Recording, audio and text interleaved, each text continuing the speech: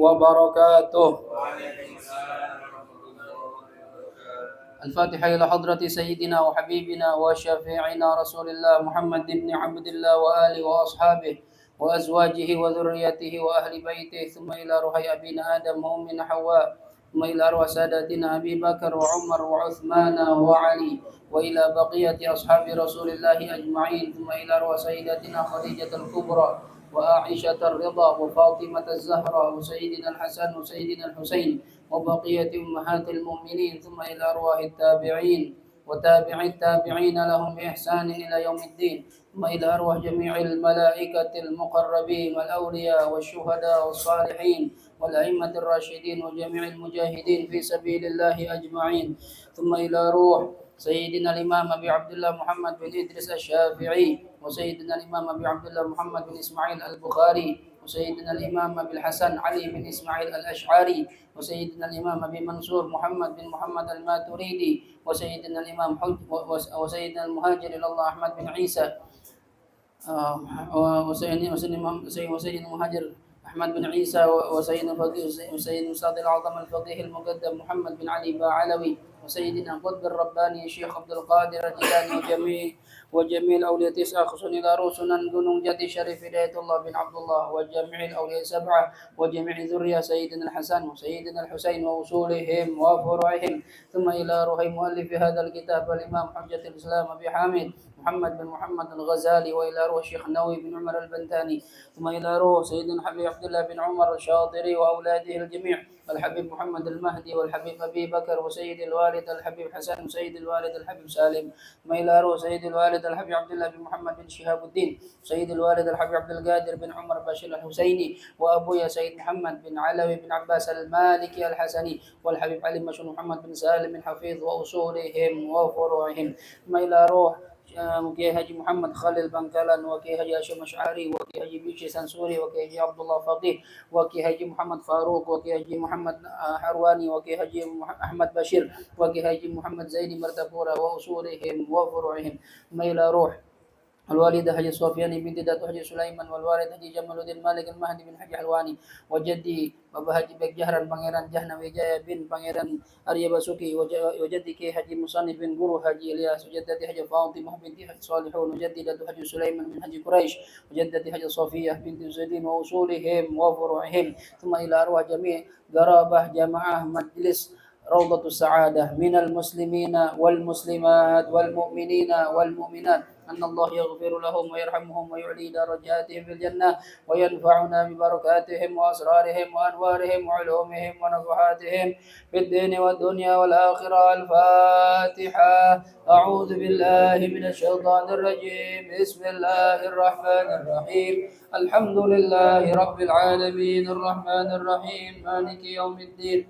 إياك نعبد وإياك نستعين، اهدنا الصراط المستقيم صراط الذين أنعمت عليهم غير المغضوب عليهم ولا الضالين آمين. بسم الله الرحمن الرحيم. نويت التعلم والتعليم والنفع والانتفاع والإفادة والاستفادة والتذكر والتذكير والحث على التمسك بكتاب الله وسنة رسوله والدعاء إلى الهدى والدلالة إلى الخير ابتغاء وجه الله ورضاه وقربه وثوابه. اللهم يا من مقاليد الأمور كلها بيده وإليه يرجع الأمر كله، يا فتاح يا عليم افتح لنا فتحا قريبا، يا فتاح يا عليم، يا فتاح يا عليم، يا فتاح يا عليم. اللهم اغننا بالعلم وزينا بالحلم واكرمنا بالتقوى وجملنا بالعافيه. اللهم ارزقنا فهم النبيين وحفظ المرسلين والهام الملائكه المقربين برحمتك يا ارحم الراحمين. ربي زدني علما ووسع لي في رزقي وبارك لي فيما رزقتني، واجعلني محبوبا في قلوب عبادك وعزيزا في عيونهم، واجعل لي وجها في الدنيا والآخرة ومن المقربين. يا كثير النوال يا حسن الفعال يا دائما بلا زوال يا مبدئا بلا مثال، فلك الحمد ولك المنة ولك الشرف على كل حال، يا أول الأولين ويا آخر الآخرين ويا ذا القوة المتين ويا رحم المساكين ويا أرحم الراحمين. وصلى الله على سيدنا محمد وعلى آله وصحبه وسلم، والحمد لله رب العالمين. بسم الله الرحمن الرحيم. الحمد لله رب العالمين، والصلاة والسلام على أشرف الأنبياء والمرسلين سيدنا ومولانا محمد وعلى آله وصحبه أجمعين. سبحانك لا علم لنا إلا ما علمتنا إنك أنت العليم الحكيم. رب اشرح لي صدري ويسر لي أمري واحلل عقدة من لساني يفقه قولي. أما بعد. Hadirin segenap jamaah Majlis Raudhatus Saadah yang dirahmati Allah Subhanahu wa taala. Wabil khusus yang kita muliakan ketua enggak ada ya? Tugas ya? Tugas ya. Dan wakilnya Heri. Oh enggak? Hah? Tim rusuh ya. Kita doakan pengurus majelis kita yang baru terbentuk ya. Baru seumur jagung, baru 2 minggu. Kita doain mudah-mudahan semangat istiqomah dalam memakmurkan majlis yang kita cintai ini, dan mudah-mudahan semua usahanya ikhlas lillahi ta'ala ya, jadi ridhonya Allah, amin ya rabbal alamin. Hadirin rahimakumullah, kajian kita malam ini adalah kajian tasawuf dalam kitab Bidayatul Hidayah. Terakhir, kalau masih ingat, kita bahas tentang syaratnya seorang imam. Kemarin syarat imam ada 16, baru 6 yang kita bahas ya. Saya ulang sedikit biar nyambung. Kalau ingin jadi imam, syarat sahnya jadi imam ada 16. Kalau antum nggak memenuhi syarat, jangan jadi imam. Ya, nanti jamaahnya nggak sah. Antum tanggung dosa orang di belakang antum semua tuh. Ya, naudzubillah. Yang pertama at-tamyiz. Sudah tamyiz, ya. Kalau anak belum tamyiz nggak sah jadi imam. Yang kedua al-aql. Akalnya waras, bukan orang gila. Ya. Ya, orang jangan digila-gila, gila lu, jangan dia gila beneran. Itu biasa manggil orang gila lu, ya.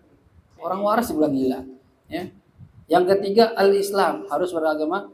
Orang kafir jadi imam walaupun benar bacaannya, bahkan walaupun hafal Quran, enggak sah. Ya. Yang keempat adz-dzukurah, harus laki-laki. Kalau menjadi imam untuk ya laki-laki dan bencong. Kalau makmumnya laki-laki atau khunsa itu ingat ya, bukan yang bukan cowok jadi-jadian. Emang orang yang terlahir cuma punya lubang atau terlahir dengan 2 alat kelamin dan dua-duanya berfungsi. Ini nggak jelas laki apa perempuan. Nah, kalau makmumnya laki atau makmumnya khunsa, maka imamnya harus laki-laki. Berarti kalau makmumnya perempuan tidak harus laki-laki. Boleh laki-laki, boleh khunsa, boleh perempuan. Paham? Tapi kalau makmumnya laki atau makmumnya khunsa harus laki-laki imam. Jelas ya? Baik, itu yang ke berapa kemarin? Yang ketiga, yang keempat. Yang kelima, an yakuna mukallafan. Imamnya harus mukallaf. Kalau dia menjadi imam sholat Jumat dan termasuk bagian dari hitungan 40. Ingat ya. Mukallaf itu baligh aqil. Imamnya kan tadi pertama awalnya dibilang tamyiz aja. Tamyiz kan belum balik enggak apa-apa. Tapi kalau sholat Jumat, nah, kalau sholat Jumat dan jamaahnya 39, ingat, mazhab kita sholat Jumat minimal berapa orang? 40 orang. Kurang dari 40 nggak wajib. Ya, nggak wajib. Nah, kalau makmumnya 39, imamnya 1, berapa jumlahnya? 40. Kan sah sholat Jumatnya. Maka imamnya harus memenuhi syarat wajib orang sholat Jumat. Yaitu diantaranya mukallaf, baligh aqil. Jelas? Kalau seandainya makmumnya udah 40, ya, imamnya bukan baligh, cuma sudah mukallaf.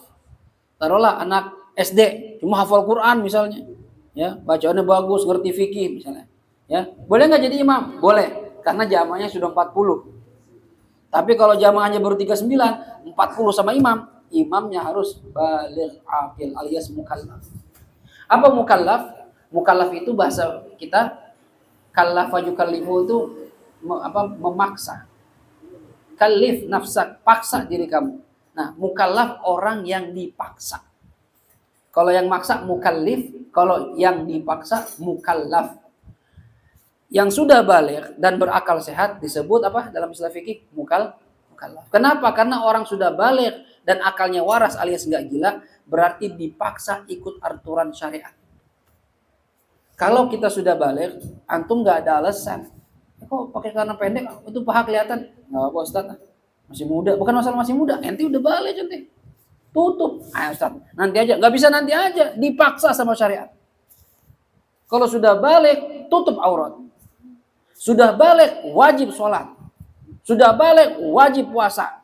Ente ngelawan perintah Allah, ada catatan dosa. Ente dosa terus, masuk neraka. Gitu. Paham? Jadi ini rata-rata saya lihat sih kayaknya sudah balik kayaknya nih. Ya. Balik semua ya, ada yang main hadrop udah balik kan? Udah. Sehat waras semua kan? Ada yang gila yang main hadrop. Ya, kali aja main hadrop pinter, emang gila gitu kan. Ya. Jadi kalau sudah balik akhir berarti kita semua kena paksaan. Nggak ada kata nanti-nanti. Ingat yang punya anak, ingetin anak kita. Yang punya istri, ingetin istri kita. Kalau lihat istri kita nggak nutup aurat, marahin, nasehatin. Anak keluar rumah, ya, pahanya kebuka, rambutnya kebuka, apalagi perempuan nih, ingetin, marahin. Jangan malah dibeliin celana pendek. Barang beli baju baru, beli hot pants, tank top, ya ente yang beliin. Tapi Ustaz buat dalam rumah doang. Udah dalam rumah doang, tapi ingat, auratnya ingat, pusar sampai dengkul. Ya, walaupun depan abangnya, depan adiknya, pusar sampai dengkul. Istri kita sama anak-anak kita, pusar sampai dengkul, nggak boleh. Istri kita pakai hot pants, kalau kita doang berdua di kamar, telanjang nggak apa-apa. Ya, tapi kalau depan anak-anak, ya nggak boleh. Ya, ini mukallaf, udah kena paksaan, nggak ada. Ntar dah Ustaz, kalau saya dapat hidayah, nggak bisa, harus ikut. Ente nggak mau ikut, berarti ente ngelawan Allah. Gitu, ya. Harus tegas. Ya, walaupun cara nyampeinnya ya bertahap. Ada orang kalau digalakin nggak kena. Tapi kalau dipelan-pelanin harus elus-elus ya bisa kena. Ini caranya, ya. Orang kan beda-beda, ya. Pokoknya kita yang punya kewajiban terhadap orang yang kita nafkahin, surga nerakanya sama kita, siapa istri kita, anak-anak kita yang belum balik apalagi kita arahin mereka. Jangan diam aja. Istri nggak sholat diam aja, anak nggak sholat diam aja. Dosa kita. Hati-hati. Ya, anak nggak ngerti agama, ente nggak pernah ajarin, pondokin kagak, dosa kita. Ya. Jangan cuma pikir yang penting gede Ustaz badannya. Gede mah gampang. Kambing nggak bisa gedein anak. Ya. Masalahnya bisa nggak ibadah? Kenal nggak sama Allah? Harus tanggung jawab. Baik. Yang keenam, ingat kemarin, tidak ada kewajiban mengulangi sholat. Ya. Sang imam tidak ada kewajiban mengulangi sholat. Kalau imam wajib ngulangin sholat, nggak sah jamaah sama dia. Ini kemarin ya, ada orang tayamum karena dingin banget. Ya. Boleh nggak? Saya Ustaz kalau kena air bisa meriang, Ustaz, sakit. Ya tayamum dah. Ya. Kalau orang model begini, berarti nanti kalau dia kondisinya sudah normal, wajib ngulangin sholat. Jamaah sama dia nggak sah. Paham? Contoh lain lagi, ya di pesawat misalnya. Ya orang pergi haji sekarang nih, ya. Kan di pesawat tersolat. Wudu kagak. Tayamum kagak. Wudu air nggak boleh dipakai, ya. Tayamum nggak ada debu, bersih banget pesawatnya, ya. Gimana Ustaz? Sholat faqidut tahurain. Sholat tanpa dua alat bersuci. Nggak wudu, nggak tayamum. Sholat aja udah. Tapi nanti kalau sudah mendarat, sudah landing, kondisinya enak, antum harus wudu, ulangin sholat waktu di pesawat. Nah, kalau kita di pesawat mau jamaah boleh nggak? Nggak boleh. Karena dia wajib ngulangi. Tapi saya punya wudu Ustaz, tetap aja. Dia kan imam itu juga ulangi. Paham? Imamnya harus ya tidak ada kewajiban mengulangi sholat. Ini kemarin terakhir tuh. Sekarang kita lanjutin. Yang ketujuh, an la yakuna hajiman bila ijtihadin in ihtaja ilaihi fil awani awil thiwab awil qiblah. Seorang imam tidak boleh merupakan orang yang asal-asalan. Dalam kurung tidak berijtihad dalam hal yang diperlukan. Gini, ada kadang kita harus ijtihad dulu. Ijtihad itu berpikir menentukan. Contoh misalnya dalam masalah air. Antum, saya sama Raffi, ya, ngelihat ada anjing. Saya mau wudu sama Raffi nih, ya. Begitu nyampe WC, ya, di situ ada ember air 2 ember, ya. Raffi dan saya ngelihat ada anjing keluar dari WC, mulutnya basah, berarti harus ngapain? Minum, ya. Ya. Ketika kita pengen masuk WC mau wudu dengan air yang 2 ember tadi, Nggak boleh ente salah-salah. Karena pasti ada salah satu dari ember itu yang kena najis anjing. Bener kan? Nah, kalau imamnya hajiman itu main nyelonong aja, nggak pakai ijtihad, alah bodo amat, pakai aja. Itu imam model begini, ente nggak sah jadi imam. Ya. Karena kita kalau harus ijtihad, maka dibutuhkan ijtihad, maka harus ijtihad. Milih usaha. Misalnya saya sama Raffi gini, Fi, yang mana kira-kira Fi? Kalau menurut Anda Ustaz yang kanan, yang diminum anjing. Emang kenapa? Itu masih ada gerak-gerak Ustaz. Yang ini tenang. Menurut Raffi. Ya. Enggak Fi. Ana bilang, enggak Fi. Yang kiri. Lu kok bisa Ustaz yang kiri? Yang kiri tenang. Emang gerak nih, cuma kayak kena angin nih. Karena pas depan pintu. Tapi kaki anjing tuh tapaknya di sebelah kiri, depan ember sebelah kiri. Ini dari sini dia nih, bukan dari sini. Nah, beda ijtihad namanya itu. Ya. Maka Raffi wudu dengan air yang ada di kiri, saya wudu dengan air yang ada di kanan. Kan gitu ya. Nah, orang model begini namanya ijtihad. Tapi kalau beda ijtihad nggak boleh jamaah. Kenapa? Karena syaratnya berjamaah, makmum tidak boleh punya keyakinan sholat imamnya batal. Syarat jamaah. Makmum tidak boleh punya keyakinan sholat imam batal.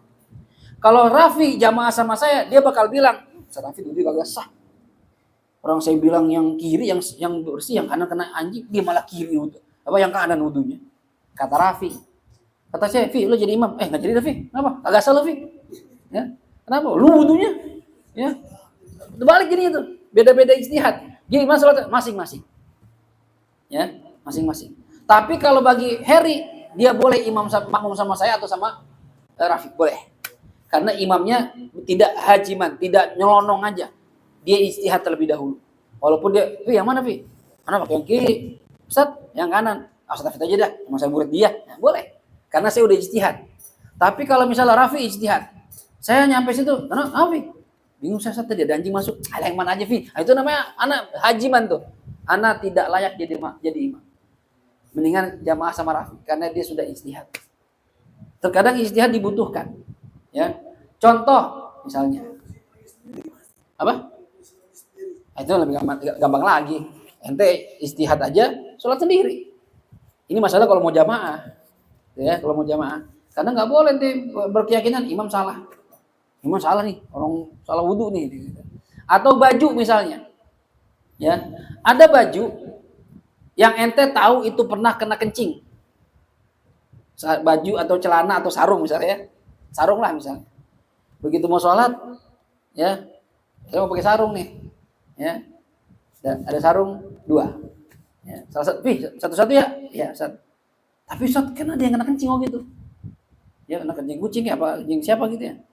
Iya, mana kemarin ya? Coba ijtihad. Ijtihad gimana? Ijtihadnya dicium misalnya, diendus-endus.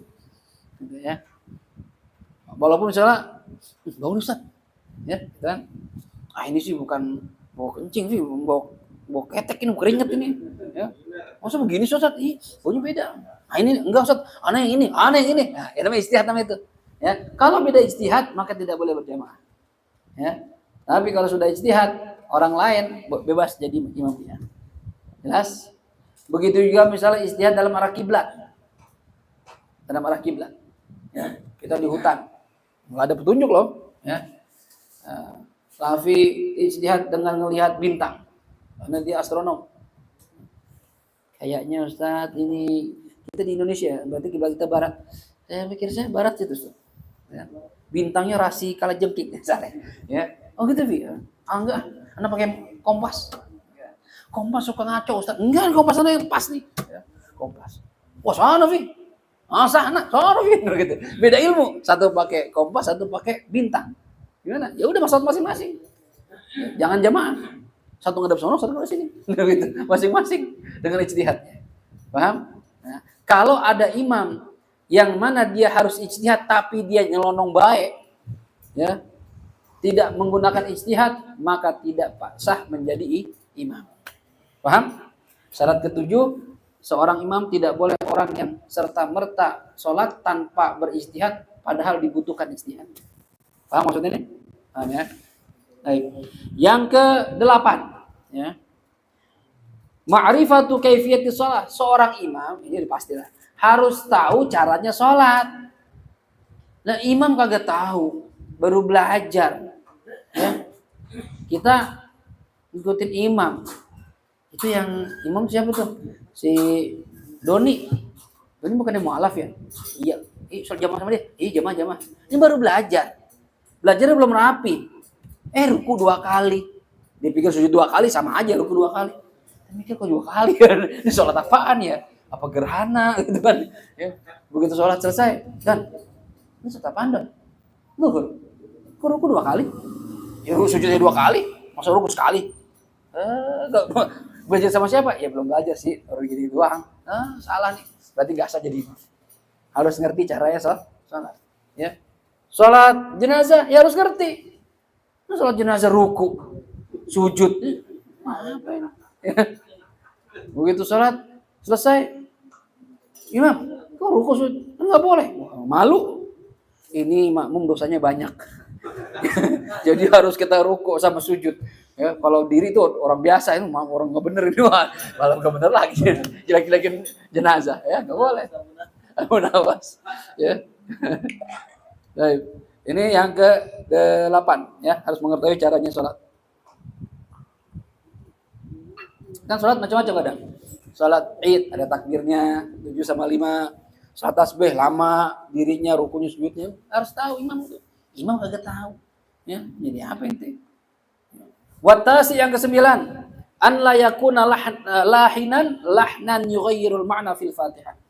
Seorang imam tidak boleh orang yang lahin. Lahin itu ada huruf yang tidak bisa dia baca dengan benar. Ya, yang bisa merubah arti dari Fatihah. Walaupun satu huruf. Ya. Atau membaca harokat, Umi itu nanti ini pengertian lahin bukan ini. Lahin itu orang yang imam yang membaca harokat dari surah Fatihah ada yang salah sehingga bisa merubah arti Fatihah. Harokatnya salah. Contoh, ya kan kadang ada harokat berubah tapi nggak ngerubah arti. Nah ini makruh imam begitu. Misalnya, ya Bismillahirrahmanirrahim, basmalah. Karena dipikir kalau Bismillah itu julukannya basmalah. Jadi baca Bismillahirrahmanirrahim. Rubah arti nggak ngerubah arti sih. Ya, ini imam begini makruh. Masih sah cuma makruh. Ya. Tapi kalau sampai ngerubah arti misalnya Shiratal ladzina an'amtu 'alaihim. Harusnya an'amta. Dia baca Shiratal ladzina an'amtu 'alaihim gitu ya. Waduh, ini an'amtu. Walaupun kelihatan dikit doang, harokat doang, kecil. Cuma an'amtu itu artinya beda sama an'amta, beda jauh. Ya, kan kita bilang dalam Al-Fatihah, ya Allah ihdinas siratal mustaqim. Tunjukkan kami jalan yang lurus. Yang jalan yang lurus itu gimana? Siratal ladzina an'amta 'alaihim. Jalan orang-orang yang telah engkau berikan nikmat. Engkau berikan nikmat. Kalau ente baca an'amtu, jalan orang-orang yang saya telah berikan nikmat. Jauh enggak artinya? Oh, jauh banget. Saya, masa saya? Ya. Kalau basmalah enggak ngerubah, cuma berantakan jadi yang bacaan enggak enak. Cuma kalau an'amtu jadi an'amta jadi an'amtu atau an'amti, wah ini salah. Fatal ini. Nah ini tidak sah menjadi imam. Batal Fatihahnya, batal sholatnya. Kalau dia nggak ngulangin, maka tidak layak jadi imam. Maka kalau masjid-masjid besar itu kan imam diseleksi. Ya tes dulu bacaannya. Apalagi yang dibayar, kalau bisa yang hafidz Quran, yang suaranya enak, qori enak. Kita kalau makmum sama orang yang suaranya enak, waktu di Mekah, di Madinah, ya Allah enak banget, dipanjang-panjang gue enak gitu dengerinnya. Ya, waktu umroh kemarin tuh. Cuma kadang orang nggak tahu diri, udah suara kagak enak, baca ya suratnya lupa mulu, muter-muter lama banget, nggak mau digantiin, ya, kacau banget. Jangan begitu tuh. Ya. Tetap aja ya, karena mungkin misalnya punya bapak dia gitu ya, jadi repot juga gantiin. Apa lu? Punya bapak gua nih, susah bapak gua bawa ya udah repot kan. Ya, misalnya berat. Ya, cuma kalau ente qori suara enak, ya tahu juga tempatnya. Kalau ente disuruh baca Quran lagi maulid, ya panjang nggak apa-apa. Ya, kalau lagi jadi imam mentang-mentang qori juga jangan kepanjangan. Bismillahirrahmanirrahim. Wah, orang ini nunggu apaan sholat begini? Mau pulang udah pulang. Bukan tempatnya. Walaupun suara enak. Nah, kalau ente suara enak, ya pilih ya bacaan yang cepat tapi enak gitu ya. Imam Sudes, Imam Husain Ali Syekh, enak ya pilih aja ya. Yang cocok sama suara ente. Jangan maksain kayak Kori lagi baca di Maulid ya kabur orang ya. Baik, jelas ya. Jadi imam itu tidak boleh seorang yang lahin. Apa itu lahin? Lahin itu membaca harokat dari Fatihah dengan salah sehingga merubah arti dari Fatihah. Ya. Baik. Kemudian ya. Ya.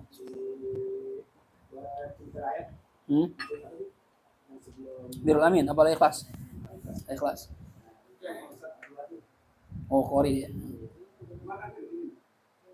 Antum jangan sholat di belakang imam yang bacaan Malik Yaumiddin juga kan? Ya. Jadi yang panjang sama pendek. Yang baca itu kan. Oh gitu. Gini, ini anak ngamalin. Dan kadang ditanya sama jamaah. Jadi kalau rakaat pertama, anak baca Maliki Yaumiddin, gitu ya. Rakaat kedua, Maliki Yaumiddin. Kalau satu adut bilang nggak boleh. Nah ya. Kalau anak malah ngamalin, itu amalnya Al Habib Ahmad bin Hasan Al Attas, wali kutub. Ya. Beliau mengamalkan itu kenapa? Ya. Ini qiraah sab'ah, dua-duanya bacaan benar. Jadi Fatihah itu Maliki itu ada dua bacaan, ada yang panjang, ada yang pendek. Ya.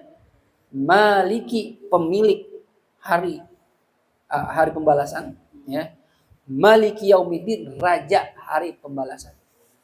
Kalau dibaca panjang Malik sang pemilik, kalau dibaca pendek Malik raja. Dan ini qiraah dua-dua sab'ah, dua-duanya qiraah yang kuat riwayat sah dua-duanya. Ya. Kenapa Habib Ahmad bin Hasan Al-Attas ngamalin ini kata beliau, alasan beliau nih supaya dapat keberkahan dua bacaan. Ya. Bacaan yang panjang, bacaan yang pendek. Jadi diamalin dan sebagian ulama para habaib Hadramut ngamalin, termasuk saya ngamalin. Jadi kalau satu adut mengatakan tidak boleh, itu pendapat beliau. Ya. Apa? Ijtihad beliau. Kalau saya ittiba dengan ada yang orang alim, orang soleh yang bahkan wali kutub lagi yang mengamalkan itu. Gitu. Jadi masing-masing silahkan.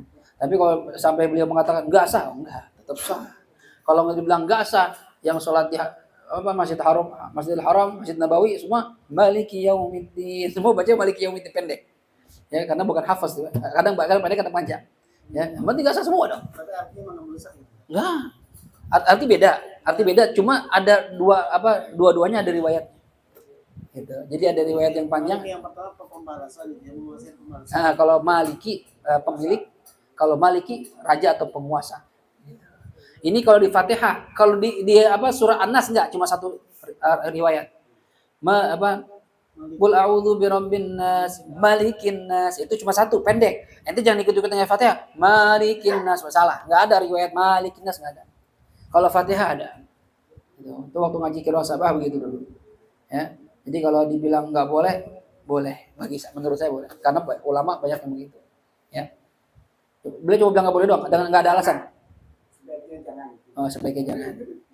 Ya, menurut beliau apa? Sih kita hormati pendapat orang, ya. Tapi kalau pendapat saya enggak, ya, boleh. Gitu. Ya. Silakan aja ikut yang mana. Baik, jelas nih. Mungkin beliau melarang itu gini, khawatir orang awam bingung. Karena kalau dibaca dengan qiraah sab'ah, iya yang ngerti. Makanya waktu itu kadang ada ustaz tanya, "Ustaz, kok antum rakaat pertama panjang, kedua pendek, saya terakhir?" Oh, gitu Ustaz. Jadi saya bukan asal-asalan, saya bilang. Saya ada dalilnya. Gitu ya, dan dua-duanya bacaan benar.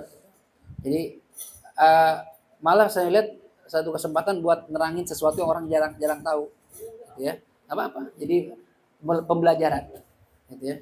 Tapi kalau orang awam kan kadang apaan itu lu bacaan apa lagi nih Ustaz Hafid nih? Ngaji di mana Ustaz Hafid nih? Ya. tahu panjang. Kedua pendek. Nah, itu ada Cuman kalau ditekannya takut marah. Bingung ya. Jawabnya bingung. Nggak tahu gimana gitu ya. Kalau nggak tahu repot juga. Kalau kita memang ngamalin gitu ya, mengamalkan amalnya Ahmad bin Hasan al-Attas gitu ya. Jadi orang awam kan kadang karena ilmunya nggak tahu, jadi akhirnya gampang nyalahin. Coba aja ente imam, ente belajar kira sabah, baca kayak Muhammad.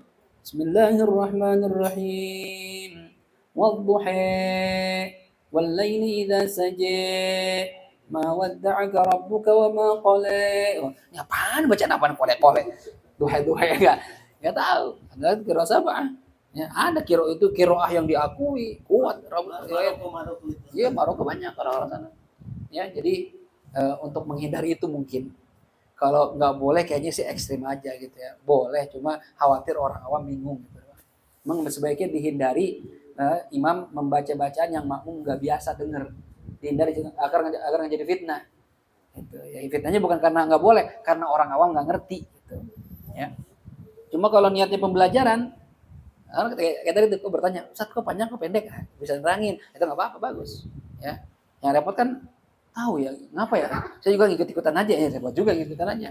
Ya, yang boleh Ustaz, ya gitu sih ngikutin guru saya, ya. Tapi nggak tahu apa dalilnya, nggak tahu dasarnya apa, gitu ya. Jangan. Ayo. Jelas ya?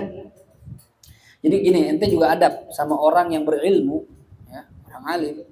Kalau ngelihat ada yang nyeleneh dari dia, jangan buru-buru nyalahin. Ya. Bisa jadi dia pernah ikut pendapat yang lemah, pengen ngamalin pendapat lemah sesekali. Ya. Nanti jangan Ustaz, bego banget, jangan bego-begoin. Ustaz yang bego-begoin. Lu muridnya aja bego-begoin guru. Padahal lu enggak tahu ilmunya. Ntar dulu gue terangin dulu biar lu tahu, biar paham. Kayak tadi tuh. Ada dasarnya, ada dasarnya. Ada yang ngamalin, ada yang ngamalin. Ya. Jadi jangan main salah-salahin kalau orang alim. Kalau orang enggak pernah ngaji, ya tanya tuh. Ngapa begitu loh gitu ya. Ya. Ngaji kagak pernah, tahu ikut-ikutan aja. Ya. Baik, ini yang ke-9. Yang ke-10, an la yakuna akhras. Seorang imam tidak boleh orang yang bisu. Bisu jadi imam. Ya. Wa in kana muqtadi bihi akhras aidan. Walaupun makmumnya bisu juga. Sama-sama enggak bisa ngomong. Ya habis enggak boleh. Ya gimana kita dengan bacaan Fatihahnya? Ya, tapi saya maksud gini, soalnya sama-sama bisu Ustaz. Ya nggak bisa. Mau Ustaz pakai bahasa isyarat kan kagak. Ya. Kalau bisu gimana Ustaz? Baca di hati. Sedangkan kalau ya baca Fatihah kita harus tahu imam bacaan benar apa enggak. Ya, kalau dia kagak bisa ngomong gimana? Ya. Apa lah pelo ya jangan dah. Udah mundur. Jangan bahaya dah. Jangan ada kita ketawa ntar. Ya. Nggak boleh kalau bisu ya. Disimpulkan yang lebih diutamakan yang normal itu. Iya, normal. Ya pelo repot tuh. Pelo gimana?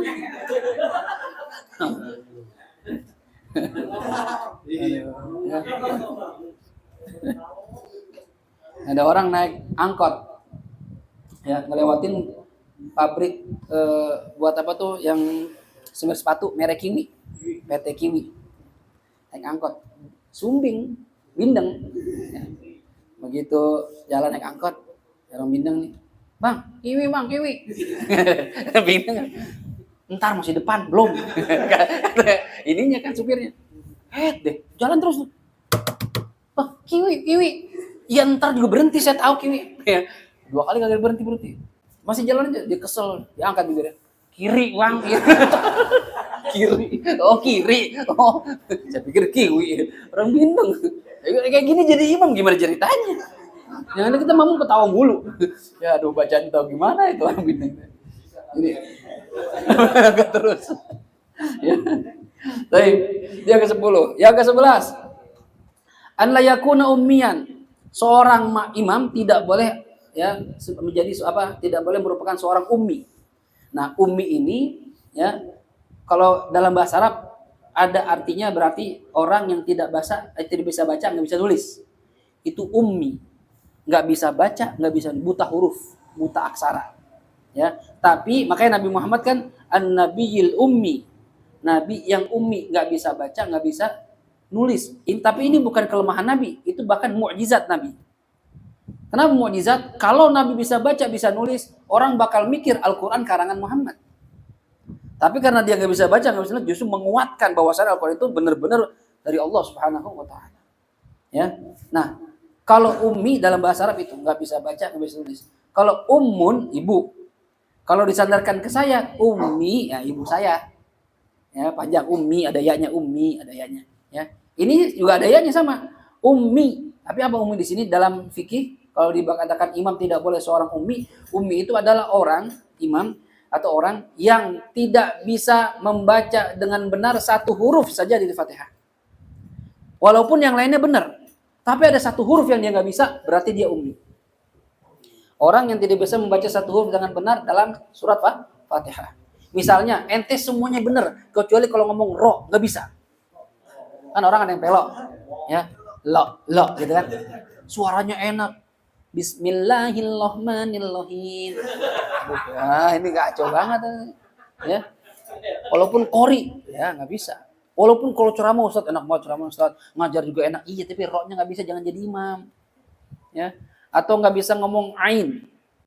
Ada orang nggak bisa ngomong ain, ya. An'amta, an'amta, an'amta, an'amta. Nggak bisa juga. Ya gimana udah? Belajar lama banget nggak bisa. Ya, walaupun pinter alim, jangan jadi imam. Jadi imam aja. Ente ummi nggak boleh jadi imam. Ya, orang macam-macam. Nggak bisa ngomong, fa. Orang Bandung, orang Sunda biasanya, pak. Ya, tapi di Fatihah ada fa nggak? Nggak ada ya, fa nggak ada ya. Nggak bisa bedain antara shod sama sin sama shin, ya. Siroto, siroto. Mulut tuh, ya. Gini monyongin. siroto lagi, udah monyong siroto lagi. Ya nggak bisa gimana? Ya udah kalau model begini latihan terus sampai bisa, tapi selama belum bisa jangan jadi imam. Kecuali makmumnya semuanya nggak bisa juga di huruf yang sama. Makmumnya 10 nggak bisa ngomong shot. Semuanya siroto semua. Nah, itu boleh. Ya. Kalau nggak ada yang bisa baca siroto dengan benar, ya silahkan. Tapi kalau beda huruf yang nggak bisa, imam nggak bisa ngomong shot, makmum bisa, tapi nggak bisa ngomong ain, nggak boleh jamaah, beda huruf. Ya. Jelas ya? Jadi nggak boleh imam seorang ummi. Apa itu ummi? Tidak bisa baca satu huruf dengan benar dari Fatihah. Ya. Ingetin.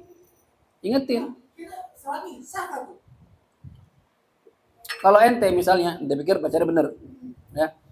Sholat di masjid mana gitu kan, nggak tahu. Tiba-tiba imamnya baca shiratal ladzina an'amta, ya. An'amta. Waduh, ini gimana nih? Mendingan ente langsung mufaroqah. Niat mufaroqah, memisahkan diri dari jamaah. Kalau ente terusin, sholat ente nggak sah. Karena ente tahu sholat imam ente ini ummi. Ya kan banyak orang ya belum layak jadi imam, maju-maju aja. Pede banget lagi. Ya, bacanya salah. Aduh, makanya anak kalau sholat di tempat-tempat yang nggak biasa sholat, ya kayak di mall, di mana pasar gitu ya, di mana kalau berhenti gitu. Itu kalau sholatnya jahriyah maghrib isya, kalau subuh sih jarang dah. Ya anak keluar, misalnya maghrib isya dah. Ya. Itu kalau sholat jahriyah, Anda dengerin Fatihahnya dulu. Ya, dengar Fatihahnya. Dari takbir aja kadang udah salah. Ya takbir saudara, bisa aja dah, sendirian. Ya. Jadi kalau emang kita sudah capable, udah bisa baca dengan benar, ngerti fikih sholat, kalau jamaah di tempat umum, ente nggak usah pakai nyuruh orang. Bukan sombong, bukan. Khawatir nanti yang jadi imam malah nggak benar bacaannya. Kalau ente sudah ya diakui sama ustadz, ente guru ente bacanya benar, fikih sholat paham, maju aja udah. Ya nggak usah pakai disuruh. Kalau perlu adab Pak saya depan ya, maaf ya, nggak apa-apa gitu. Ya. Karena kita nggak enak ya. Udah antum aja. Pas maju bacanya kayak bener. Ya elah. Bener gini lah jadi imam. Gitu ya. Jadi maju aja nggak apa-apa. Kalau emang kita sudah ya pantas atau layak jadi imam. Jelas ya? Nah, baik. Kemudian yang ke-12, an la yakuna tabi'an li ghairi. Seorang imam tidak boleh menjadi pengikut orang lain. Artinya dia tidak boleh jadi makmum orang lain. Ana lagi sholat sama Ferdi kan makmum Ana. Datang ya Farel. Begitu lihat jamaah, sholat jamaah. Imam siapa? Ustaz Hafid. Cek Ustaz Hafid gua. Itu langsung dia. Ada masalah mana? Imam siapa? Ferdi. Ikut Ferdi aja dah. Ikut Ferdi. Ferdi mau sama saya. Nanti ngikut Ferdi, kagak sah jamaahnya. Orang dia ngikut saya. Kalau mau ikut saya, jangan itu Ferdi. Gitu. Kecuali udah pisah dari saya. Saya udah salam, dia nambah 1 rakaat, ente ngikut dia, boleh. Dia sendirian. Cuma kalau dia udah ngikutin orang, nggak boleh. Ente jadikan dia seorang imam. Karena dia seorang makmum. Jelas? Ya. Baik. Yang ke-13. An la yakuna murtakiba bid'atin yakfuru biha. Seorang imam tidak boleh merupakan orang yang mengerjakan bid'ah yang bisa menyebabkan dia jadi orang kafir. Mengerjakan bid'ah yang membuat dia jadi kafir. Misalnya, ente mengatakan, ya, misalnya imam ini punya keyakinan bahwasannya Allah itu, ya, punya tangan seperti kita persis, kaum mujassimah, ya. Atau ente mengatakan Allah itu, ya, punya anak, atau malaikatnya Allah itu adalah anak perempuan Allah. Ente ngomong begitu, murtad ente. Ya, itu akidah bid'ah, nggak pernah diajarin sama ulama salaf begitu. Ya, kalau ada imam punya keyakinan begitu, maka dia kafir dan kita sholat sama dia nggak sah karena bukan Islam. Dan walaupun dia sholat, ya, hati-hati itu. Ya. Tapi kalau bukan bid'ah yang disebut salafi ya, misalnya dibilang kita kan kalau maulid dibilang kita ahli bid'ah. Ya. Berarti bagi mereka tuh sholat sama kita kagak boleh. Ya. Ini syirik ini. Ziarah kubur, minta sama kuburan. Kita kalau ziarah kubur disebut ubadul kubur. Para penyembah kuburan. Kurang ajar dia nyebut kita. Siapa yang nyembah kuburan? Emang kita nyembah kuburan. Kita doa di situ, kita ziarah. Ya. Nyembah katanya para ubadul kubur. Ahli bid'ah. Hum dolal, hum finnar. Sesat, masuk neraka. Itu disebut ahli neraka. Apa bid'ah yang begitu? Bukan, itu mah bid'ah versi dia. Ya. Oh, itu bukan bid'ah. Bid'ah hasanah iya. Ya, kalau memang benar. Jadi bukan bid'ah yang dimaksud orang-orang salafi. Ya. Hati-hati, makanya sekarang nih anak-anak yang nomor 1 kan mau lulus SD nih. Lagi jadiin pondok, ya. Kalau dia mau nih doain biar mau ya. Pondok tahfidz, biar enggak perlu Quran dah. Ya, bisa lanjutin bapaknya. Nah, itu banyak pondok tahfidz sekarang dia pahamnya salafi, hati-hati. Banyak sebanyak-banyaknya. Saya punya murid anaknya salah masuk salafi. Walaupun metodenya bagus, metode tahfidznya, ya, 3 tahun hafal Quran mutqin kata dia gitu kan. Cuma ya gitu, tarawihnya 11, nggak pakai kunut, nggak ada maulid, ya nggak boleh baca ratib, nggak ada. Ya, saya bilang itu salafi Fan, Taufan. Ya, makanya dia bilang tolong dong Ustaz, udah terlanjur masuk nih. Gitu. Ya, dia baru merhatiin gitu kan. Kadang main yang penting tahfidz bagus-bagus gitu kan ya. Akhirnya baru cek begitu. Akhirnya setiap liburan dibawa karena suruh ngaji. Nasihatin. Biar gak kena doktrin mereka. Nasihatin. Sekarang udah Quran udah selesai, pindah dah pondok NU Jawa Tengah. Nah, saya itu Indramayu tuh, lain lagi tuh. Ya. Itu lain lagi tuh Syekh Panji. Waduh alah. Panji Gumilang, ada aja itu mah ya. Sensasi. Tahu dari dulu bikin masalah enggak ditutup-tutup itu. Masih aja terus. Kayak backingannya kuat itu. Ya. Iya, orang-orang pejabat ya itu yang backingin dia. Kuat banget. Baik, ini yang ke-13. Yang ke-14 an yakuna zahirul af'al lil ma'mum liyatamakkana min mutaba'atih. Seorang imam ya, gerakannya harus kelihatan bagi makmum supaya bisa diikutin. Nah, kalau nggak kelihatan, imam dalam kamar kunci pintu. Jamaah, iya, Bang. Gimana ngeliatnya? Speaker kagak ada. Bakal dengan suaranya. Nggak kelihatan, boleh, ya. Ini kadang ada orang sholat lucu juga, Ustaz. Saya kalau Ramadan tuh ada live tarawih di Masjidil Haram. Saya ngikut di rumah, aduh ada saya. Itu nih yang gangga-aja ente. Emang nggak boleh Ustaz? Kan live. Iya, tapi jarak ente sama dia berapa ribu kilometer, lintas negara, lewatin pintu, lewatin laut, ya. Udah jalan belok-belok kemana-mana kalau ente jalan gitu. Ada aja itu karena nggak tahu ilmunya, dipikir boleh gitu. Boleh Ustaz kalau sama-sama live gitu.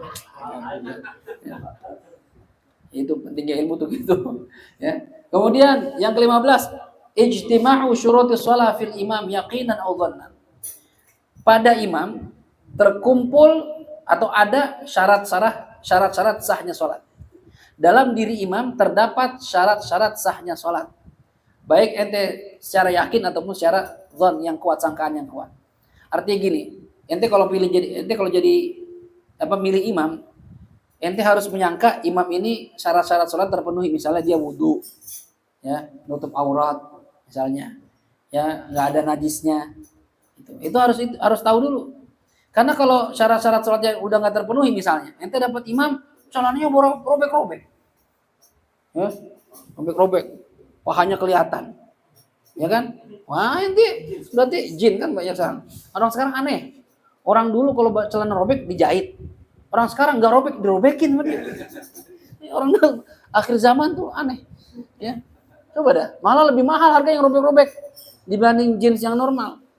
Mahal. Ya, celana belum rapi dijahit, baru segini dipakai juga. Celana udah kecil banget. Kadang bahannya kurang. Ente pernah lihat perempuan pakai celana kantongnya itu lebih panjang dibanding celananya, pernah lihat gak? Allah, itu. Yang model begitu bikin kita puyeng tuh. Segini. Pantatnya kelihatan setengah. Ya Allah. Itu mendingan pakai sempak aja. Sempak lepis. Ya. Kalau ketemu gitu puyeng kepala kita. Allah, ya. Ngeri. Cewek-cewek sekarang bajunya aneh-aneh. Ya. Rapi, panjang, belakang beruak. Ya.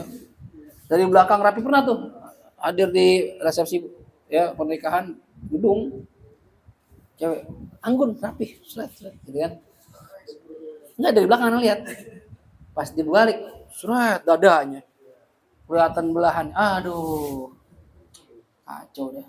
Jadi pengen. Untung punya bini, kalau nggak punya bini gimana?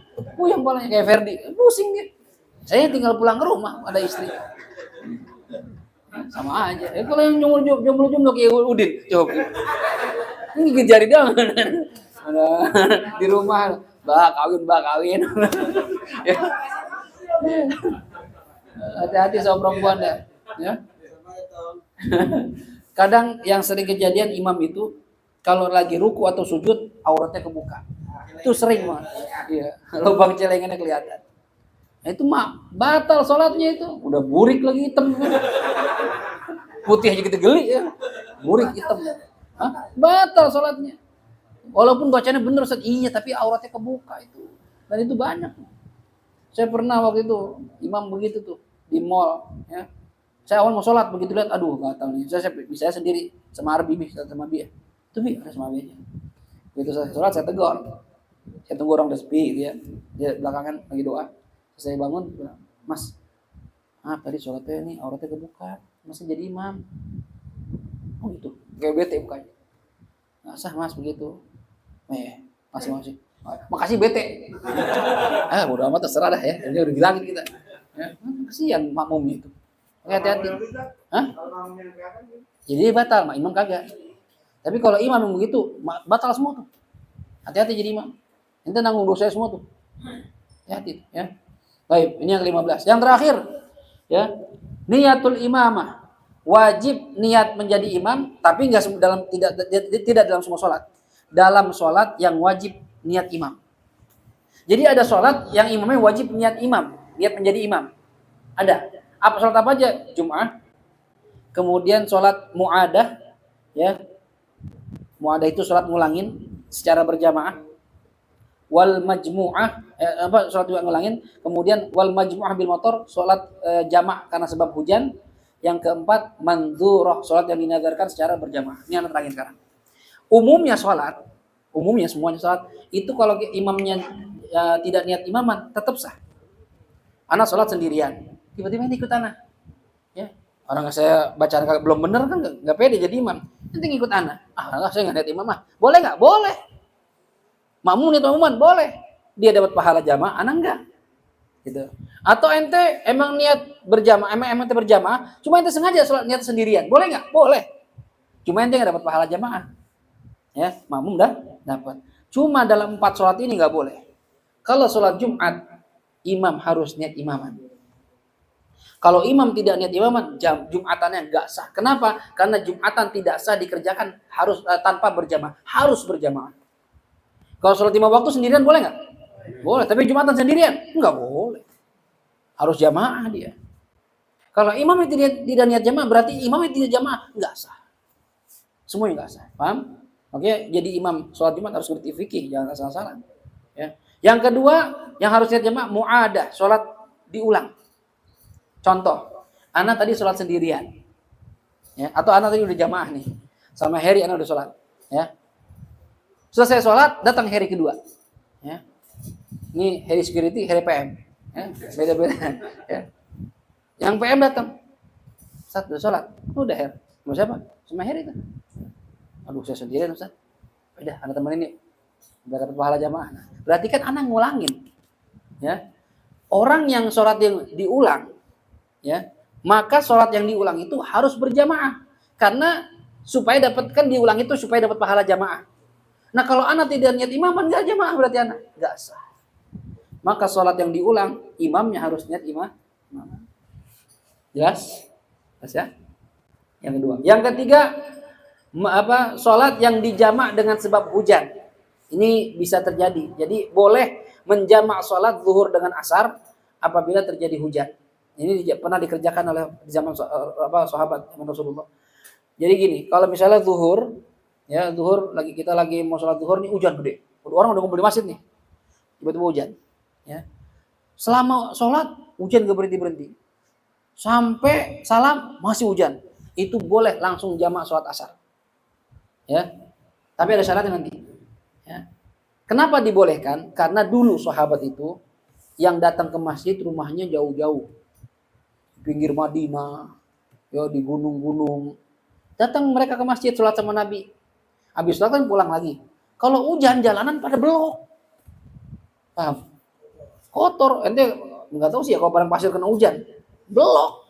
Gak enak ya. Lepotan.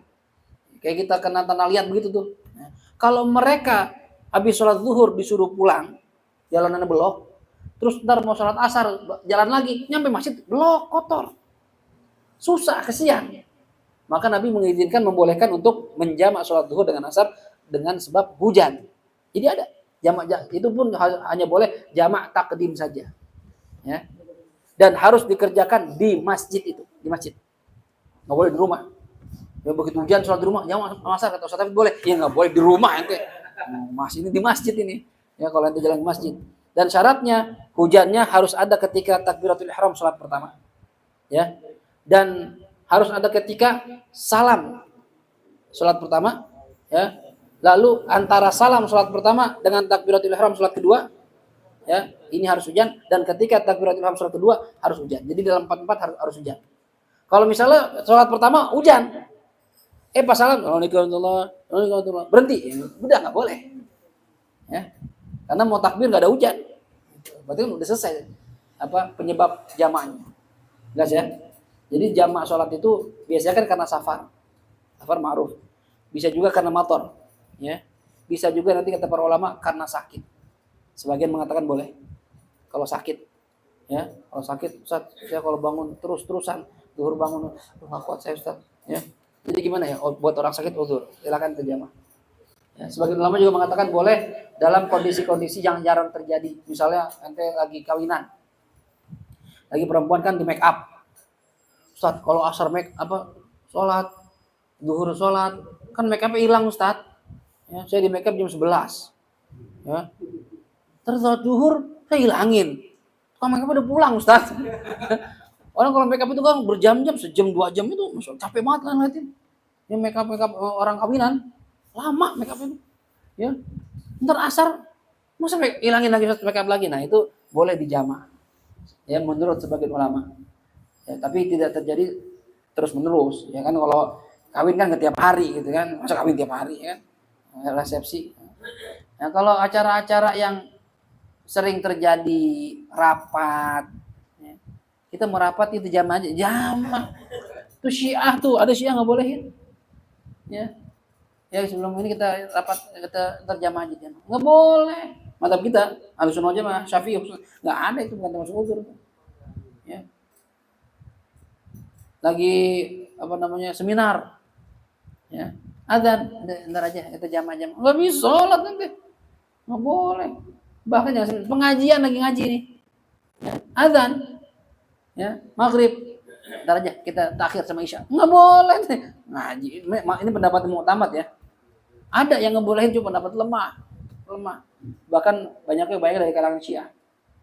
Ya, jadi kita hati-hati, jangan sembarangan jamaah aja. Terus saya jamaah zuhur, asar, maghrib, isya, ntar malam. Itu mah males tuh itu. Jamaah apaan tuh mah? Itu ketinggalan sholat. Nggak boleh. Ya. Jelas nih? Jadi yang ketiga, kalau sholatnya majmu'ah, jamaah dengan sebab hujan, harus niat imamah. Yang terakhir, manzurah jamaah. Sholat yang dinadarkan secara berjamaah. Misalnya, ya sholat Id. Ya. Nanti kita kalau seandainya Idul Adha, ya kita bisa beli kambing, kita nazar yuk. Nazar apa? Kita sholat Id berjamaah sebagai rasa syukur. Nazar. Saya nazar, ya kalau saya bisa beli kambing buat Idul Adha, saya nazar, kami nazar ya Allah, sholat Id berjamaah. Ya, padahal sholat Id nggak harus berjamaah. Ya. Bisa punya kambing, pada beli kambing semua. Oh, nah sholat ente ya. Oh, di rumah aja sendiri, nggak boleh sendiri, harus jamaah, kan nazar jamaah. Ya, kalau nazar jamaah harus, dan imamnya harus niat jamaah. Karena kalau nggak niat jamaah kan tidak berjamaah, nggak sah. Ini 4 sholat yang imamnya wajib niat imaman. Selain ini nggak wajib. Paham? Nah, syarat yang ke-16, imamnya harus niat menjadi imam. Kalau sholatnya wajib, imamnya niat menjadi imam. Kalau nggak wajib ya nggak wajib. Jelas sampai sini? Ya, baik. Insya Allah kita lanjutin di kajian kita berikutnya. Karena pembahasan berikutnya masalah makmum. Syarat menjadi makmum apa aja? Ya, tadi imam udah. Insya Allah 2 minggu ke depan makmum. Karena kita biasanya kan jadi makmum. Apa syarat saya jadi makmum? Ada berapa? Ada 9. Nanti insya Allah di episode berikutnya di channel yang sama. Gitu ya. Channel Rawdatus Sa'adah. Ada pertanyaan? 10 silakan ya. Mari.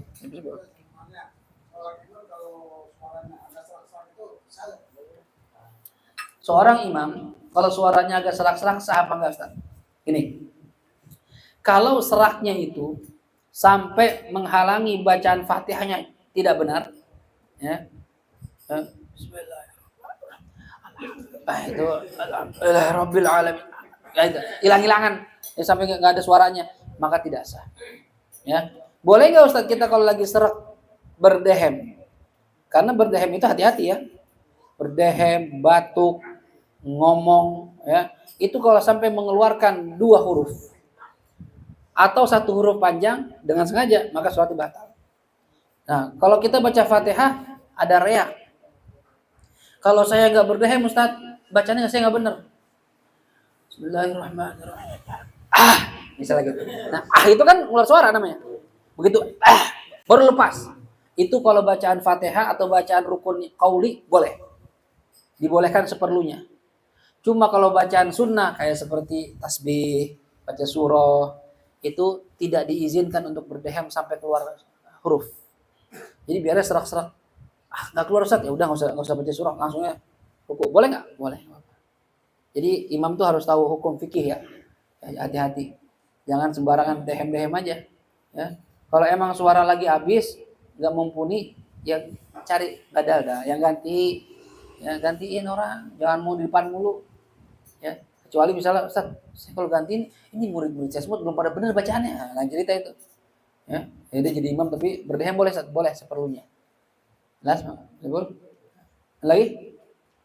Ya. Kalau tindik boleh jadi imam ya? Kalau tindik boleh jadi imam nggak Ustaz? Ya. Tindikan, tatoan, tindikan, piercing. Ya. Di sini tindik pentil. Ya. Ada juga sih. Allah. Ya. Itu ada lihat di YouTube tuh piercing. Wah, macam-macam tindiknya, di pusar di mana. Sakit ya. Bagaimana Ustaz kalau imam kita tindikan? Ya, anak pang. Pakai apaan yang lebar banget tuh? Ring, ya Allah ya. Ya. Kita emang sih ya, kita nggak boleh sih nilai orang itu nggak benar dari zahirnya gitu. Cuma secara fikih ya, kata Rasul, nahnu nahkumu bidzawahir. Ini hukum syariat ya, hukum fikih ya. Kami menghukumi secara zahir, secara kelihatan.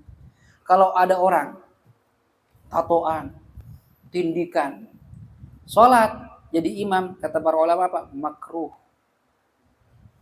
Tatoan itu kan haram, tindikan haram, nggak boleh. Ya, orang yang berani melakukan perkara haram jadi imam, namun orang fasik. Imam orang fasik kita makruh jamaah sama dia. Walaupun bacaannya benar misalnya gitu. Ya. Jangan tindikan ya. Jadi imam. Enak bacaannya, jamaah yuk. Cari yang lain aja. Ya. Jadi saya pesan banget sama antum semua teman-teman nih anak-anak majelis, jangan gaya-gayaan pakai tindik-tindikan. Ya. Atau tato-tatoan, enggak usah. Walaupun udah tobat Ustaz. Apa? Dulu begitu tobat. Walaupun udah tobat, kalau ada pilihan ya. Harry nggak tatoan, nggak tindikan. Kalau udah tobat pasti dia nggak copot tindikan itu. Tapi kalau tato kan bertahan tuh, ya. Kadang banyak orang sini tato penuh. Ya, gimana Ustaz kalau orang tato begitu Ustaz? Pertama hukum tato haram. Nanti nggak usah gaya-gayaan pakai tato. Kalau pengen kelihatan keren pakai tato, tuh yang pakai itu tuh, yang dipasang gitu di tangan. Mindset, nah, handset ya, mindset. Itu nggak apa-apa dah. Habis pengen sholat copot gitu ya. Biar kelihatan keren gitu. Ya. Atau permen karet itu. Yosan, dulu kan zaman dulu ya, dikasih air. Itu bisa hilang tuh. Ya tato gitu enggak apa-apa dah ya. Hilangin pakai air gampang gitu. Ya. Atau tindik-tindikan yang kayak pura-pura doang. Magnet. Tapi buat apa juga sih gitu, enggak usah lah ya. Enggak keren itu, enggak keren. Malah kayak gay jadi kelihatannya. Kayak orang homo, iya bener dah. Kayak orang homo. Ya. Nah, pertama hukum tato haram. Ya, kalau sudah terlanjur Ustaz, saya dulu bandel Ustaz, karena saya mau taubat. Ya, ada Ustaz punya jamaah, bencong, gay. Ya, Ustaz, ada Ustaz gini, kapan mau taubat? Ya, keburu kiamat nanti Ustaz, gitu kan, bencong namanya kan. Pengajian berikutnya ketemu lagi, ngaji dong sama bareng jamaah situ, ya, begini mulu. Entar Ustaz saya kesana, dengan bencong kan ya. Minggu ketiga pengajian, bener datang pengajian. Masya Allah. Kita nggak tahu hidayah. Bilang berkali-kali, ketiga kali baru kena. Tapi dia bilang, Ustaz, alhamdulillah saya udah hijrah. Ngapa begini? Emang apa Ustaz? Ngapa lu pakai jilbab? Malah parah lagi. Udah hijrah katanya. Alah, jadi perempuan beneran. Ya. Itu gitu-gitu kalau ada imam model gitu, makruh tuh. Orang fasik, ya. Nah, kalau tato ada. Gimana kalau mau taubat? Taubat orang yang sudah tato itu harus dihilangkan. Dengan syarat mampu dan tidak menyakiti diri. Ya. Kalau dia orang kaya bisa dengan cara laser, bayar bisa. Orang kaya wajib hilangin. Wajib hilangin. Ya. Tapi kalau seandainya preman kampung Ustaz, nyolong ayam, malakin anak SD ya, ya, nggak punya duit Ustaz, tapi dia udah tobat Ustaz, udah hijrah, gimana? Ya udah, pakai ini Ustaz, setrikaan, jangan sakit siang, juga nggak boleh sakitin diri, selama nggak bisa, yuk fa'anhu, dimaafkan. Tapi begitu nanti dia sukses, misalnya punya duit, bisa dengan cara suntik, dengan cara laser, dengan cara apapun yang tidak menyakiti diri, artinya sakit kan, laser sakit, tapi kan masih bisa tahan. Ya, dibius dulu, itu wajib dihilangin.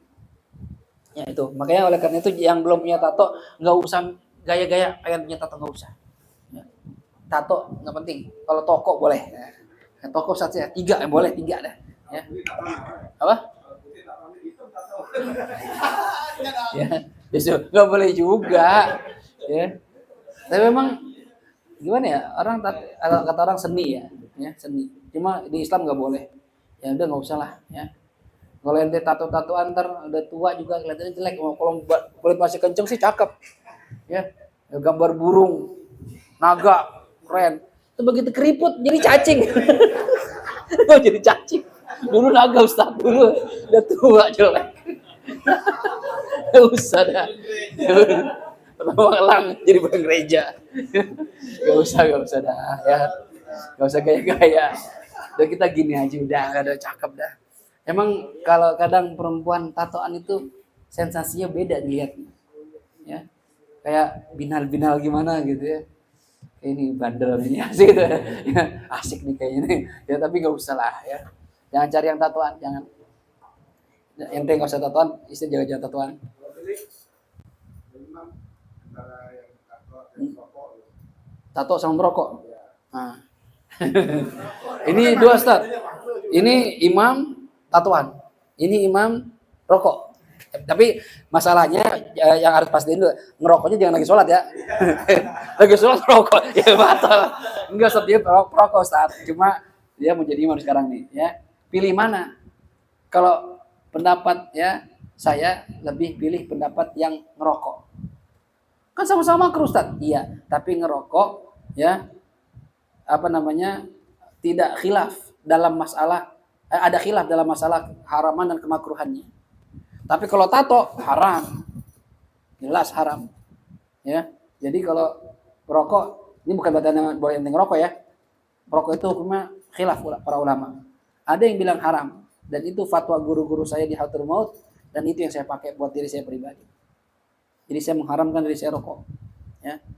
Walaupun saya udah pernah nyobain seumur hidup itu 3 batang, saya nggak bohong, 3 batang, ya. Dan itu dikasap sama guru saya Hasan Syatiri. Saya ngerokok itu tahun 95-an kurang lebih, ya. 3 batang. Yang waktu itu pertama lagi lulus-lulusan, kan ke puncak apa kemana gitu, dingin, hujan, teman ngerokok, ngerokok sebatang bertiga, ngumpet-ngumpet lagi tuh, ya. Pengen nyobain, ternyata nggak enak. Yang kedua, habis naik motor kehujanan, dingin, berhenti, pinggir warung, COVID, biar hangat. Emang ya? Iya. Ya. Yang ketiga lagi jalan-jalan sama teman-teman, pada ngerokok kita kayak enak gitu ya. Gitu. Oh semua rokok, ya. Gak enak juga. Alhamdulillah saya nggak demen. Ya. Bagi saya pahit di mulut saya. Habis itu udah nggak ngerokok lagi. Ya. Itu tahun 95. Berangkat ke Yaman tahun 2000 dikasih sama Hasan. Nanti dulu ngerokok ya, nanti ngerokok ya. Nah, saya iya, enggak mau ngerokok Beb. Dari mulai masuk rubat enggak ngerokok. Dulu nanti ngerokok 3 kali. Gitu coba gitu. Punya guru kasap-kasap gitu guru gitu. Ngiri-ngiri sedep gitu. Ya. Oh dulu iya Beb. Kalau sekarang enggak gitu. Ah, bagus gitu ya. Tapi boleh ya Beb, ya Beb. Ya. Ya. Hah? Ada rekaman. Masya Allah. Ya, jadi kalau ngerokok ada yang bilang haram, ada yang bilang makruh. Ya buktinya ulama-ulama kita, kiai-kiai kita banyak bahkan habaib yang ngerokok. Ya, cuma anak nggak nyaranin ente. Yang ngerokok, anak saranin berhentilah. Ya, kalau kita pakai segi medis nggak ada sehat-sehatnya. Kalau ente bangga sama ngerokok, ente punya bayi, coba dah. Gimana sayang? Berani kayak itu gitu? Kan pasti dimarahin dokter ente. Oh itu anak serokok berani. Saya nggak sehat. Jadi kesehatan nggak ada sehatnya. Ya, dari segi ekonomis apa untungnya? Habis duit kita. Iya, sehari 20.000. Ada yang 25.000 sebungkus. Sebulan 750.000. 10 bulan 7.500.000. Sebulan ya 10.500.000. Ente bisa beli kambing 3 buat korban itu. Ente bakar. Korban nggak punya duit Ustaz. Nggak punya duit. Bakar. Mana sih ente? Dari mana? Kan gitu ya. Korban kagak ngerokok, nggak punya Ustaz. Nggak punya duit. Iya, ya. Jadi ya katanya siapa tuh pelawak yang tinggi tuh Cak Lontong.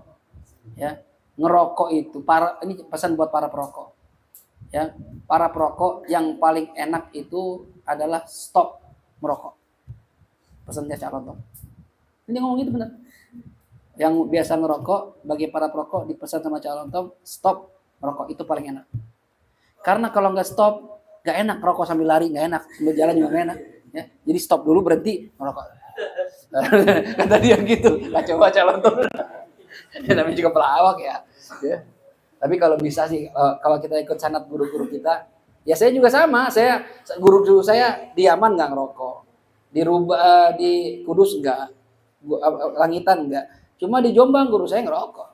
Almarhum Muhammad Faruk itu kalau ngaji tafsir malam-malam tuh, kopi, rokok, asbak. Faqala radhiyallahu anhu, kita nulis. Yang ngerokok perokok, ya. Cuma kadang orang-orang begitu ngerokok untuk nggak ngantuk karena mau ngaji malam, ya. Dan buat pikiran biar katanya biar agak enak itu stabil, ya. Wallahu alam, itu mungkin bagi sebagian orang begitu karena biasa. Cuma kalau kita nggak usah, yang nggak ngerokok nggak usah mulai. Ya adik-adik kita nih nggak usah mulai, nggak enak, ya buang-buang duit. Pentingnya ente tabungin buat kawin, ya. Atau buat kuliah luar negeri, orang tua ngasih duit jajan, tabungin aja udah, ya. Nah, anak-anak sekarang beli itu tuh pulsa game gitu tuh. Yang di mana tuh, yang di Alfa kan aja tuh ya? Hah? Top up. Ya Allah, itu buat apaan? Bi. Ini Bi. Aku boleh, kata Arbi nih, boleh nggak beli baju Roblox? Oke, Roblox. Berapa harganya? 50.000 ada Bi. Di mana? Di Alfa. Alfa jualan baju, bilang itu. Iya, baju Roblox. Saya pikir kaos gambar Roblox gitu ya. Ayo dah. Iya. Pulsa itu. Maksudnya buat apa, Bi? Ntar aku beli nih, Bi. Ntar aku beliin baju buat mainan aku. Ya Allah, Bi. Saya bilang, buang-buang duit, Bi, ngapain? Ya Allah. Apa namanya, skin ya? Ya Allah. Keren, Bi. Ya, bagus ya. Tapi, ya Allah. Ini nggak mau jajan, nggak apa, kek. Ya kayak gitu-gitu buat apa? Jadi buang-buang, janganlah kita buang-buang duit, ya. Ya kalau memang bisa, nggak usah ngerokok. Nah, yang lagi masih ngerokok, ya mudah-mudahan berhenti, ya. Ada teman yang ngerokok, matiin ya, rokoknya. jangan orangnya. Lu matiin rokok gua, kata Ustaz Hafid suruh matiin. Ya, sakit tuh gitu ya. Gitu. Nah, saya udah jam 10 lewat ya, takut kemalaman. Lagi pula kayaknya rawan-rawannya nggak ada nasi uduk lagi kan ya? Ada ya? Nggak ada kan? Ya kita tutup Fatihah. Dan mohon kepada Allah Subhanahu wa taala, mudah-mudahan yang kita pelajari Allah jadikan sebagai ilmu yang manfaat. Dan mudah-mudahan kita semua istiqomah terus. Ya, teman-teman yang dari tim Hadro, ayo tiap kajian datang ya, biar nyemangatin abang-abangnya, bapak-bapaknya ya. Kalau ada Hadro kita semangat baca sholawatnya enak gitu ya. Mudah-mudahan dengan keberkahan baca sholawat kita nanti dapat syafaat dari baginda Rasul sallallahu alaihi wasallam. Ala hadhihi niyyah wa li kulli niyatin salihah wa ila hadratil habibil mustafa Muhammad sallallahu alaihi wa alihi wasallam. Al-Fatihah. A'udzu billahi minasyaitonir rajim. Bismillahirrahmanirrahim. Alhamdulillahi rabbil alamin. Ar-Rahmanir Rahim. Maliki yaumiddin. Iyyaka na'budu wa iyyaka nasta'in. Ihdinas siratal mustaqim. Siratal ladzina an'amta 'alaihim ghairil maghdubi 'alaihim waladdallin. Amin. Ya Hayyu ya Qayyum bi rahmatika nastaghits wa min 'adzabika nastaghfir. Aslih lana sha'nana kullahu wa la takilna ila anfusina tarfata 'ain. دعواهم فيها سبحانك اللهم وتحيتهم فيها سلام وآخر دعواهم أن الحمد لله رب العالمين. سبحانك اللهم وبحمدك أشهد أن لا إله إلا أنت أستغفرك وأتوب إليك والعفو منكم والسلام عليكم ورحمة الله وبركاته.